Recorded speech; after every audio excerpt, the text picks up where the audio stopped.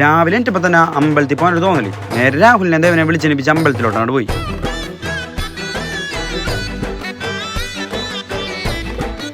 അങ്ങനെ ഒരു 5-5:30 അമ്പലത്തിലെത്തി. നേരെ കയറി തൊഴുത് ഒരു 6-6 പുറത്തോട്ട് ഇറങ്ങി. പിന്നെ അടുത്ത പരിപാടി എന്താണെന്ന് വെച്ചിട്ടുണ്ടെങ്കിൽ ഫുഡ് കഴിക്കണം. ദേവനെ ഏതോ കടാട്ടാന്ന് പറഞ്ഞിട്ടുണ്ട്. അങ്ങോട്ടുള്ള പോക്കാണ് ഇപ്പം. ഇവൻ്റെ മുണ്ടാണെങ്കിൽ 4 ആളെ കണ്ട പൂരി പോകട്ടെ. പോണ വഴിക്ക് കണ്ട് ലോട്ടറി കടയിൽ കയറി ലോട്ടറി എടുക്കാമെന്ന് വിചാരിച്ചു. എന്തായാലും അടിക്കുമെന്നാണ് എൻ്റെ വിചാരം. ഈ ചേട്ടൻ്റെ മോന്തണ്ടല്ലോ അറിയാം, ഇപ്പം അടിക്കും നോക്കിയിരുന്നുള്ള മട്ടാണ് പുള്ളി. ആ കാശൊന്ന് കൈ കിട്ടിയിട്ട് വേണം നമ്മുടെ വിസ എടുക്കാൻ, നാടുവിടാൻ. എന്നിട്ട് നമ്മളൊരു തിരിച്ചുവരവുണ്ട്.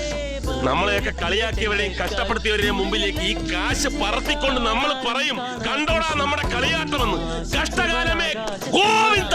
അതൊക്കെ പോട്ടെ, ഞങ്ങൾ ഫുഡ് കഴിക്കാൻ കയറി. ഫുഡിൽ കുഴപ്പമുണ്ടായില്ല. അതിൻ്റെ റോളാണ് ഈ കാട്ടണേ. ഇവൻ കാറ്റിയ കടയല്ല. അവൻ കാട്ടണ കടൊന്നും മോശമാവില്ലെന്ന് അത് അങ്ങനെ നില കണ്ട്. അങ്ങനെ നേരെ അമ്പലത്തിൽ നിന്ന് ഇറങ്ങി. എൻ്റെ മുണ്ട് വീണ്ടും ഊരിപ്പോയിട്ടാ.